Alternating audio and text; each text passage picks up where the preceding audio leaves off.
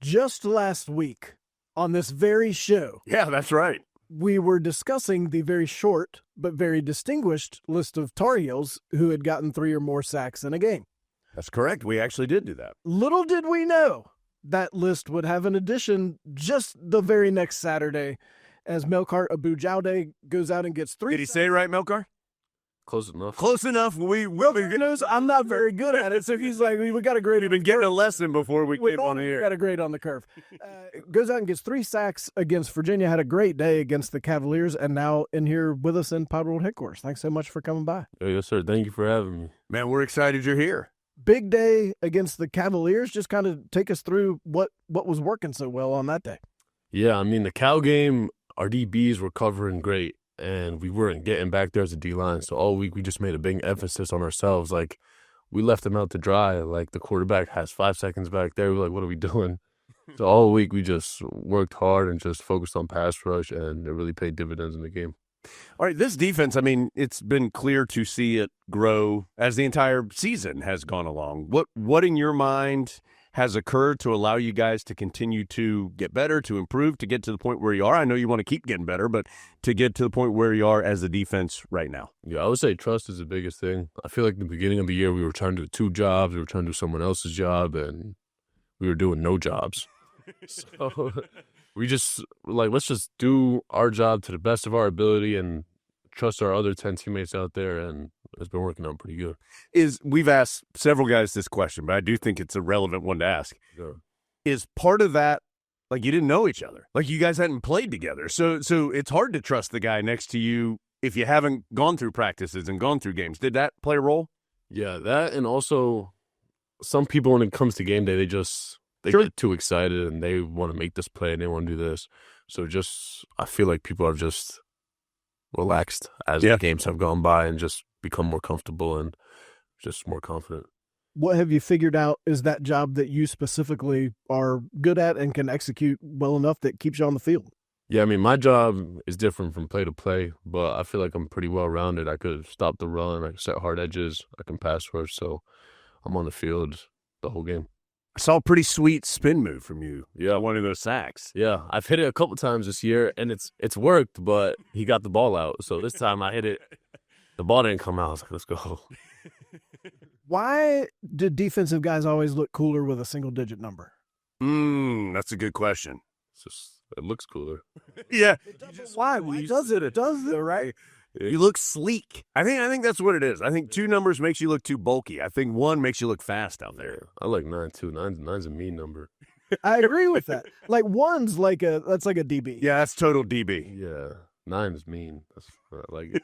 I think that's right. Have you always been 9? You have to identify number 9. In high school, I was number 9, and then last year at Delaware, I was 95. But I want 9. 9's way better than 95. I think. No doubt. Was 9 taken last year? Yeah, it was taken. Nah, come on, Delaware. Yeah. Okay, we joked about this, but you do have a very unique story on kind of how you got started in college football. Mm-hmm. I know you told it 100 times, you got to tell 101. So tell us a little bit about this bagel shop story. Yeah. So in high school, I was working at this bagel shop for a few years to make money. Bagel Bistro in Newton, New Jersey. What up? Shout out. Shout out. Yeah, and it was my senior year. It was like towards the end of the season, and this guy comes in, DJ, and he was like, "What are you doing here?" So, working. Bro, and he was like, "If I was you, I'd be in the league." And I thought that was like kind of like to say. Yeah. And I'm close to my boss over there, and he was like, "No, that's my guy, blah, blah, blah. Like, talk to him." So we started talking, and he was like, I played at Delaware, and my best friend who also played with me, he's a head coach at Sam Houston State. Mm. And he was like, I can try to get you there, but he might get the Delaware job, so I could try to get you there. So, I mean, it all worked out.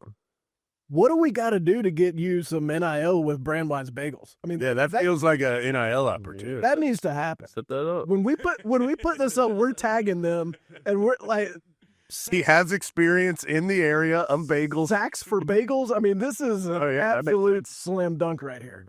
So how'd you get to Carolina? How did that process play out? Yeah, I mean, so I walked on at Delaware, just kept working, put my head down, just I always believed in myself. I always thought I could be something. So I got the starting job last year and balled out, and I was like, I want to transfer, play better competition, give myself a better chance at the league. And when Belichick got hired here, this is the place I wanted to go. But I think he got hired somewhere around December 11th, and you committed somewhere around December 17th. Yeah. You knew right away. What did you know that this was the place you wanted to play? Yeah, so I knew I wanted to come here because of Belichick, and a lot of people I was close to in my circle said, yeah, we think that's the best opportunity for you, so just decided to come here. Man, no need messing around, wasting time. Yeah.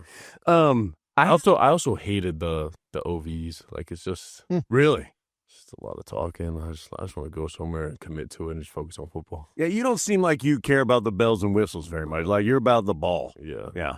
Now this is going to shock you, Melkart. Well, I speak for Adam. I'm guessing this is correct. Neither Adam nor I has ever sacked the quarterback before. I have not. I will, like in two-hand touch in the backyard. Yeah, like Adam will drill like a kid. He'll tackle. Once I get to 5 Mississippi, it is on. I have to imagine that's a good feeling. It is. Like, what's it feel like? What's the emotion? It's just like an adrenaline rush. Yeah. A quick rush. Do you talk smack after you do it, or you just get up and go back? You just get up and go back. Yeah. You might talk to the old lineman who couldn't block you. But Sure. Just get up and go back. Yeah. Do it again. What's a pass rush skill that you feel like you've added since you've been at Chapel Hill that's made you better at sacking the quarterback? Yeah. I wouldn't say a specific skill. I just feel like the knowledge, like to know from this set to expect pass or this down and distance to expect pass, that just helps me play faster. Coach Belichick has talked about that with you, about how you've become kind of a better student of the game. What do you feel like you're doing better off the field to be ready to play on the field? Yeah, I think Coach Diaco, our D-line coach, does a great job just explaining football as a whole. I see it from not just the D-lineman's perspective, but as like a defensive coordinator's perspective, like he was in the past. Can you tell us a little bit about him? So he had a press conference, I guess it was last week. That was kind of the first time, at least at Carolina, that he had been out in front of people and talking. And it was a really I came away very impressed. He seems like a really sharp dude, a really good coach. What's that relationship and experience been like for you? Yeah, I mean, the best thing I could say about him is he brings like the same energy every single day to practice. And that's just intensity, just laser focus, and to be able to do that every single day as a coach, I mean, that's impressive. And is that makes a difference for you, right? Because, I mean, it's a long season, right? So, I mean, you bring that energy every day. I have to imagine that helps. Yeah, like some days you might feel sorry for yourself. You just had 3 classes. Your mom might be sick. Your dog must have died. And you come in and Coach Diaco. It's getting into this, going downhill fast. Terrible day. And Coach Diaco's just in there screaming, like, let's get to work. Let's focus. And it's just like he's going through stuff too. So if he could come in with this energy, then I could do it too. You feel like you're a pretty even-keeled guy. Who's the craziest guy in that defensive lineman room? A little up and down, a little emotional. Yeah, I agree with you, Adam. Melkart seems very we're very steady. Yeah. I don't know if we have a crazy guy in the D-line. Anybody get really high and like nobody super hype? I feel like if someone got super hype, it would be me. Oh, really? When's the last time you got super hyped? Yeah. Just in practice, sometimes I'd just be yelling, just barking, just doing stuff like that. We've heard a lot about Carolina's improved strength numbers, speed numbers, etc. Have you seen, you're kind of smiling as I'm asking this question, have you seen improvement in that area? Yeah, I just PR'd the other day, full pads on, 20.5 miles an hour. Wow. And I probably have like the 5th highest vert on the team. So what is it about what you guys are doing, or Moses, or whoever it is? Like, what is it about you guys, or what you guys are doing that is allowing this to happen? Just work hard. Yeah. Really hard. What's he like, Moses Cabrera? Because I don't think we've heard much from him at all. Yeah, he doesn't like the spotlight. I feel like he's just very like detail oriented. Like if you come to him with like, hey, my hips are weak or my calves are weak, like he'll make your plan specific to you to try to make you better and focus on your weaknesses. Did I read somewhere that you went from 190 as a high school senior to 260 now? Yes. How'd you do that? I played my senior year at like 215, but I wrestled at 190, so I had to cut. What's that? 25 pounds to wrestle. So, yeah. Cutting seems like something I would find very difficult. It is difficult. How do you do that? It's mental toughness. Yeah, that's probably why I can not do that. A lot of guys say wrestling helps them with football. Did you found that anything that you did wrestling-wise helps you, like with your hands or in tight space or anything like that? Yeah, I feel like it helps with like body leverage, hands, just that aggressiveness. Like if you're wrestling, it's one-on-one and you can't lose. Or if you lose, you're embarrassing yourself. You can't blame nobody else. So it's the same mentality in football. You're going against a tackle one-on-one. You want to win. Sacking the quarterback obviously gets a lot of attention, but Carolina kind of quietly also playing really well against the run. Yeah. What's the defense doing so well to stop the run right now? Yeah, I mean, our D tackles and our ends, we're just so, like, critical of each other, and we all love each other, so we could tell each other, like, hey, in practice, like, what are you doing? Like, that's your gap. You stay in there. You got to make that play. And everybody just wants to get better, so I feel like that's just helped us become better as a unit. What do you like to do away from football? I have a feeling you're a lot of football, but if you're not in football, what are you doing? Thinking about football. I don't have much time away from football. Sure. Yeah. I guess maybe call my little brother on the phone. Yeah, tell us about your family. Yeah, I got 4 siblings. I got 2 brothers and 2 sisters. I'm the second oldest. I have an older sister, and then the rest are younger. They play sports too? Yeah, my little brother, he plays basketball and football. Future Tar Heel? We'll see. Maybe, Adam. So you don't do any, like, if you had 2 hours, what would you do? Like, if you just had 2 hours, y'all play on Friday this week, maybe you get Saturday off. What are you doing? Watch film. Yeah. Some Syracuse film. I can see why Bill Belichick likes Melkart. I bet you two in a room would be incredible. So have you watched film with Coach Belichick? Yeah, we've watched film with him. Is it like a one-on-one thing, or is it just a group? Like, what's that experience been? Usually we watch it as a team. Yeah. And he'll break down offense, defense. He'll go through every position. The only one-on-one film I've really watched with him is like field goal block. And it's cool how he like dissects that and looks for openings we could take advantage of.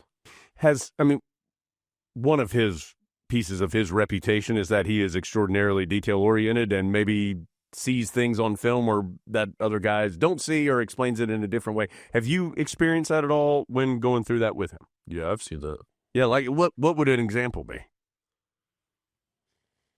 Like in field goal block, sometimes you could tell, like they'll flash their hand and then you could get a jump on the snap or just like formations and how the O lineman might be sitting or standing, and he'll be like, okay, this is a run pass key for the week, and we just take advantage of that. Tell us one thing when we're watching the Syracuse game that we can keep an eye out for and say, when it happens, Melkart told us to look for that. Oh, man, that's tough. We don't want to be giving away. Don't give away anything, but just I like can't give that to you. You a Tar Heel or you for Syracuse? Yeah, geez, Adam. What? Are you a Tar Heel or what? I mean, after it occurs, not in advance, like, oh, Syracuse is about to run the counter tray. How about this? Like, what are some of the things that you guys are preparing for Syracuse this week? Like, what do you think will be a couple things that are important for the defense to be successful? Yeah, one of the key things is the quarterback. He's a good scrambling quarterback. He's good with his feet, and he's good at throwing the RPOs. So we should take that away from him and see how he does. As a defensive end, like, our RPO, like the whole read pass, where he's reading you. Yeah. Like, what becomes important for you in that moment? I would think that would be a hard thing to consistently do the right thing for. Yeah, it depends on the play. Some plays I might have to hang back for the pass window, and some plays I just have to play the run. And so you're not necessarily, you know what you're doing going in, I guess is my point, is the point. Yeah, you know what you're doing going in. Yeah. All right. 5 games left in the regular season. Hopefully some more games after that. But 5 games left in the regular season. What needs to happen for this? You guys have been so close these last couple of weeks. What needs to happen to get over that hump and start getting not just better play like we've seen, but the results that you guys want as well? Yeah, we just got to finish. You know, it all comes down to that. I feel like at the end of the game, each team has plays where they're like, oh, if we got these plays, then we could have won. Or if we got these plays, then we could have won by more. Mm-hmm. So we don't want to focus on that. We just need to keep doing our job and just win.